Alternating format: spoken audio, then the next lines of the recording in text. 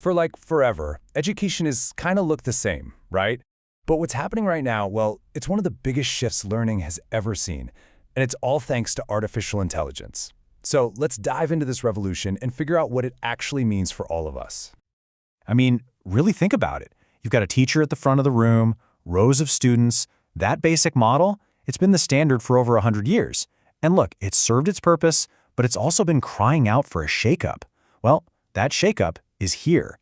AI isn't just another shiny new tool, it's changing the very foundation of how we teach and how we learn. And just so we're clear, this isn't some far-off sci-fi future we're talking about. Let's take a look at the new AI classroom and what's happening today, because it's already here, being used in real, tangible ways that are transforming the whole experience for teachers, students, and, even the school administration. The best way to think about AI's new role isn't as a replacement for people, but as a super powerful new assistant. Let's break that down. For teachers, it's like a co-pilot, helping them map out lessons. For students, it's a personal tutor that's on call 24/7. And for the folks in the main office, it's an engine for efficiency, handling all sorts of complex logistics. Let's see what that actually looks like. The applications here are honestly huge, touching pretty much every part of the system. For teachers, you've got tools like Umia down in Chile that can whip up custom lesson plans automatically. Then there's stuff like TeachFX that can analyze classroom chatter to give a teacher feedback on their own methods.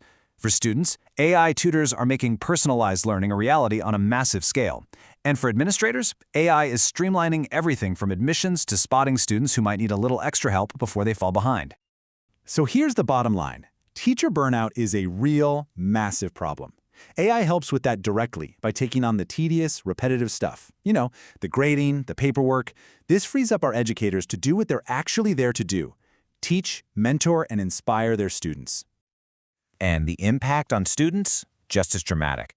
Check this out. A study in Ecuador found that students using the ALEX AI tutoring system saw their math scores jump by 0.28 standard deviations. Now, if you're not a statistician, let me translate. That is a huge leap in the world of education. An improvement that big is like giving an average student an extra half year of learning.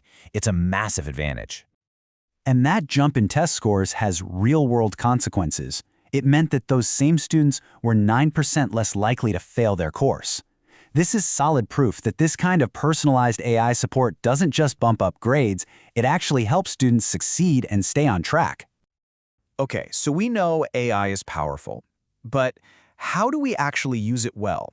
Because the quality of what you get out of an AI is almost 100% dependent on the quality of what you put in. Getting good results from an AI is a skill, and it really all boils down to writing a good prompt. Think of it like giving someone directions. First, you got to state your goal. Where are you trying to go? Then, give it some context. What's the situation? Next, give super clear instructions. Do you want a summary, a list of bullet points, a first draft? And finally, set some rules, like cite your sources or keep it under 500 words. The more specific you are, the better your result will be. It's that simple. Now, when it comes to doing research, you have to be smart about it. You need to be cautious. AI models can sometimes hallucinate, which is just a fancy way of saying they make stuff up. And you have to remember, they learn from us, from the internet, so they can absolutely reflect our own biases. But, used the right way, they're incredible. You can use specialized tools like Elicit for academic work, or just use a general AI to summarize a really dense article. The #1 golden rule is simple: verify everything.